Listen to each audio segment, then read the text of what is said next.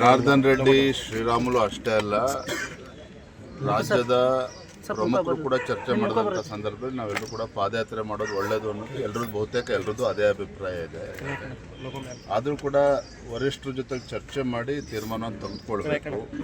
ನಾನು ಈಗಾಗಲೇ ನಮ್ಮ ಪಕ್ಷದ ಹಿರಿಯರಿಗೆ ವರಿಷ್ಠರಿಗೆ ದೆಹಲಿನ ಮಾತನಾಡಿದ್ದೇನೆ. ಇವತ್ತು ನಾಳೆ ಒಳಗೆ ಅದ್ರ ಬಗ್ಗೆ ಸಂದೇಶ ಮಾಹಿತಿ ಬರ್ತದೆ. ಆದರೆ 17ನೇ ತಾರೀಕು ಜನಾರ್ದನ್ ರೆಡ್ಡಿ ಅವರಾಗಲಿ, ಶ್ರೀರಾಮುಲು ಆಗಲಿ, ನಮ್ಮ ಪಕ್ಷದೆಲ್ಲ ಹಿರಿಯ ನಾಯಕರುಗಳು ಕೂಡ ಬರ್ತಾ ಇದ್ದಾರೆ. ರಾಜ್ಯ ಮಟ್ಟದ ಒಂದು ಹೋರಾಟ, ಯಾಕೆಂದರೆ ಈ ಕಾಂಗ್ರೆಸ್ ಸರ್ಕಾರದ ವಿರುದ್ಧ, ಈ ಕಾಂಗ್ರೆಸ್ ಸರ್ಕಾರದ ವೈಫಲ್ಯಗಳು, ಭ್ರಷ್ಟಾಚಾರ ಏನು ಇವತ್ತು ರಾಜ್ಯದಲ್ಲಿ ಒಂದು ರೀತಿಯ ಅರಾಜಕತೆ ಸೃಷ್ಟಿಯನ್ನು ಮಾಡ್ತಾ ಇದೆ ಕಾಂಗ್ರೆಸ್ ಸರ್ಕಾರ. ಇದೆಲ್ಲದರ ವಿರುದ್ಧ ಇವತ್ತು ರಾಜ್ಯದಲ್ಲಿ ರೈತರ ಸಮಸ್ಯೆ ಇದೆ, ಡ್ರಗ್ಸ್ ಸಮಸ್ಯೆ ಇದೆ. ಇವೆಲ್ಲ ವಿಚಾರಗಳನ್ನ ತೆಗೆದುಕೊಂಡು ರಾಜ್ಯದಲ್ಲಿ ವಿವಿಧ ಹಂತಗಳಲ್ಲಿ ಹೋರಾಟವನ್ನು ಮಾಡಬೇಕು ಅಂತೇಳಿ ಈಗಾಗಲೇ ಪಕ್ಷ ನಿರ್ಧಾರ ಮಾಡಿದೆ. ಹಾಗಾಗಿ ಮೊದಲ ಹಂತದಲ್ಲಿ ಈ ರಾಜ್ಯದಲ್ಲಿ ಕಾನೂನು ಸುವ್ಯವಸ್ಥೆ ಹದಗೆಟ್ಟಿರುವಂಥ ಈ ಸಂದರ್ಭದಲ್ಲಿ ಬಳ್ಳಾರಿನಲ್ಲಿ ಬೃಹತ್ ಮಟ್ಟದ ಒಂದು ಹೋರಾಟವನ್ನು 17ನೇ ತಾರೀಕು ನಾವು ಹಮ್ಮಿಕೊಂಡಿದ್ದೇವೆ. ಗ್ರಾಮೀಣ ಭಾಗದಲ್ಲಿ ಇವತ್ತು ಒಂದು ಅಸೆಟ್ ಕ್ರಿಯೇಷನ್ ಆಗಬೇಕು, ಗ್ರಾಮೀಣ ಭಾಗದಲ್ಲಿ ಅಭಿವೃದ್ಧಿ ಆಗಬೇಕು. ಕೃಷಿ ಚಟುವಟಿಕೆ ನಡೆಯುವಂಥ ಸಂದರ್ಭದಲ್ಲಿ 60 ದಿನಗಳ ಕಾಲ ಇದಕ್ಕೆ ಅವಕಾಶವನ್ನು ನೀಡಿದ್ದಾನೆ. ಯಾಕೆಂದರೆ ರೈತರಿಗೆ ಅನಾನುಕೂಲ ಆಗ್ತದೆ. ಆ ಸಂದರ್ಭದಲ್ಲಿ ರೈತಾಪಿ ವರ್ಗಕ್ಕೆ ಅನುಕೂಲ ಆಗಬೇಕು ಅಂತೇಳಿ ಆ ಸಂದರ್ಭದಲ್ಲಿ ರಜೆಯನ್ನು ಕೊಟ್ಟಿದ್ದಾರೆ ವಿನಃ ಹಿಂದೆ ಯಾವ ಪದ್ಧತಿ ಇತ್ತು, ಗ್ರಾಮ ಪಂಚಾಯತಿ ಮಟ್ಟದಲ್ಲೇ ತೀರ್ಮಾನಗಳು ಆಗ್ತಾ ಇತ್ತು.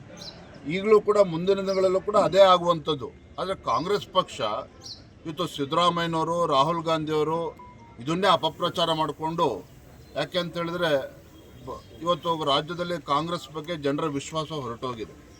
ಹಾಗಾಗಿ ಈ ವಿಚಾರ ತೆಗೆದುಕೊಂಡು ಮಹಾತ್ಮ ಗಾಂಧಿಯವರ 2ನೇ ಬಾರಿ ಕೊಲೆಯನ್ನು ಮಾಡುವಂಥ ಕೆಲಸ ಭಾರತೀಯ ಜನತಾ ಪಾರ್ಟಿ ಮಾಡಿದೆ ಅಂತೇಳಿ ಅಪಪ್ರಚಾರ ಮಾಡೋದಕ್ಕೆ ಹೊರಟಿದ್ದಾರೆ. ಇದಕ್ಕೆ ಭಾರತೀಯ ಜನತಾ ಪಾರ್ಟಿ ರಾಜ್ಯದ ಎಲ್ಲ ತಾಲೂಕು ಕೇಂದ್ರಗಳಲ್ಲಿ ಮತ್ತು ಗ್ರಾಮೀಣ ಭಾಗದಲ್ಲೂ ಕೂಡ ಇದನ್ನು ಜಾಗೃತಿ ಮೂಡಿಸುವಂಥ ಕೆಲಸ ನಾವು ಮಾಡ್ತೇವೆ ಬರುವಂಥ ದಿನಗಳಲ್ಲಿ. ಕಾಂಗ್ರೆಸ್ ಗೊಂದಲದ ಗೂಡ ಇದೆ. ರಾಹುಲ್ ಗಾಂಧಿ ಅವರು ಸಿಎಂ ಮತ್ತು ಡಿಸಿಎಂ ಪ್ರತ್ಯೇಕ ಹೆಲಿಪ್ಯಾಡ್ನಲ್ಲೇ ಮಾತಾಡ್ತಿದ್ದಾರೆ. ಇರಲಿ ಪಾಪ, ಅವರು ಆಂತರಿಕ ಕಚ್ಚಾಟ, ಒಬ್ಬರು ಮುಖ್ಯಮಂತ್ರಿ ಕುರ್ಚಿ ಉಳಿಸ್ಕೋಬೇಕು ಅನ್ನುವ ಆ ಕಾತರದಲ್ಲಿ ಅವರಿದ್ದಾರೆ. ನನ್ನ ತಾಳ್ಮೆನ ಕೆಣಕಬೇಡಿ, ನಾನು ಮುಖ್ಯಮಂತ್ರಿ ಆಗಬೇಕು ಅಂತ ಉಳಿದವರು ರೆಡಿ ಆಗಿದ್ದಾರೆ. ಇದರ ನಡುವೆ ರಾಜ್ಯದ ಜನ ಹೊತ್ತು ಅನುಭವಿಸ್ತಾ ಇದ್ದಾರೆ. ನಿಜವಾಗ್ಲೂ ಕೂಡ ರಾಜ್ಯದಲ್ಲಿ ಏನೂ ಅಭಿವೃದ್ಧಿ ಆಗದೇನೆ ಭ್ರಷ್ಟಾಚಾರದಲ್ಲಿ ಮುಳುಗೋರಿರ್ತಕ್ಕಂಥ ಕಾಂಗ್ರೆಸ್ ಬಗ್ಗೆ ಜನ ಹೊತ್ತು ಇಡೀ ಶಾಪವನ್ನು ಹಾಕ್ತಿದ್ದಾರೆ. ನೋಡಿ, ನಿನ್ನೆ ದಿನ ಜರ್ಮನಿಯ ಚಾನ್ಸಲರ್ ಬಂದಿದ್ದಾರೆ ಕರ್ನಾಟಕ.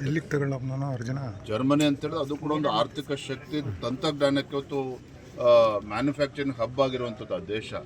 ಅಂಥ ಒಂದು ದೇಶದ ಚಾನ್ಸಲರ್ ಹೊತ್ತು ಕರ್ನಾಟಕಕ್ಕೆ ಬಂದರೆ ಇವರು ಮುಖ್ಯಮಂತ್ರಿ ಕುರ್ಚಿ ಉಳಿಸ್ಕೊಳ್ಳೋಕೆ ಒಬ್ರು ಹೋಗಿದ್ದಾರೆ, ಮುಖ್ಯಮಂತ್ರಿ ಕುರ್ಚಿ ಕಸ್ಕೊಳ್ಳೋಕೆ ಇಬ್ಬರು ಹೋಗಿ ರಾಹುಲ್ ಗಾಂಧಿ ಜೊತೆಲಿ ನಿಂತ್ಕೊಂಡ್ರೆ ರಾಜ್ಯದ ಪರಿಸ್ಥಿತಿ ಏನಾಗಬೇಕು? ಇದೆಲ್ಲವನ್ನೂ ಕೂಡ ರಾಜ್ಯದ ಜನ ಗಮನಿಸ್ತಾ ಇದ್ದಾರೆ. ಬರುವಂಥ ದಿನಗಳಲ್ಲಿ ಉತ್ತರ ನೀಡ್ತಾರೆ. ಧನ್ಯವಾದ. ಎಲ್ಲ ವರಿಷ್ಠರು ತೀರ್ಮಾನವನ್ನು ತೆಗೆದುಕೊಳ್ತಾರೆ. ಥ್ಯಾಂಕ್ ಯು, ಧನ್ಯವಾದ. ಸರ್, ಇದೊಂದು ವಿ ರಾಮ್ಜಿ ಇದು ಚರ್ಚೆ ಆಗ್ತಿದೆ ಸರ್. ಅದರ ವಿರುದ್ಧ ಇಡೀ ನಮ್ಮ ರಾಜ್ಯಾದ್ಯಂತ ಹೋರಾಟ ಮಾಡ್ತೀವಿ ಅಂತೇಳಿ ಪ್ರಧಾನಮಂತ್ರಿ ನರೇಂದ್ರ ಮೋದಿಜಿಯವರು ಒಂದು ಒಳ್ಳೆ ಉದ್ದೇಶವನ್ನು ಇಟ್ಕೊಂಡು ಮನ್ರೇಗಾ ಅದನ್ನು ವಿಕಸಿತ ಭಾರತ ರಾಮ್ಜಿ ಅಂತೇಳಿ ಕೇವಲ ಹೆಸರು ಬದಲಾವಣೆ ಅಷ್ಟೇ ಅಲ್ಲ, ಮಹಾತ್ಮ ಗಾಂಧೀಜಿಯವರ ಕನಸನ್ನು ನನಸು ಮಾಡುವ ನಿಟ್ಟಿನಲ್ಲಿ. ಯಾಕೆಂತ ಹೇಳಿದ್ರೆ ಗಾಂಧೀಜಿಯವರ ಕನಸು ಗ್ರಾಮ ಸ್ವರಾಜ್ಯ, ಗ್ರಾಮಗಳು ಅಭಿವೃದ್ಧಿ ಆದಾಗ ಮಾತ್ರ ದೇಶ ಅಭಿವೃದ್ಧಿ ಆಗುತ್ತೆ ಅನ್ನೋ ಒಂದು ಚಿಂತನೆ ಮಹಾತ್ಮ ಗಾಂಧೀಜಿಯವ್ರದ್ದು. ಪ್ರಧಾನಮಂತ್ರಿ ನರೇಂದ್ರ ಮೋದಿಜಿಯವರು ಸಹ ಏನು ಕಳೆದ ಹಲವಾರು ವರ್ಷಗಳಿಂದ 2006ರಲ್ಲಿ ಇವತ್ತೇನು ಮನ್ರೇಗಾ ಅಂತೇಳಿ ಪ್ರಾರಂಭ ಆದಂಥ ಈ ಒಂದು ಯೋಜನೆ ಹಗರಣಗಳು, ಭ್ರಷ್ಟಾಚಾರ, ಆ ಬಡವರಿಗೆ ಹಣ ತಲುಪದೇ ಇರುವಂಥದ್ದು, ಹಳ್ಳಿಗಳಲ್ಲಿ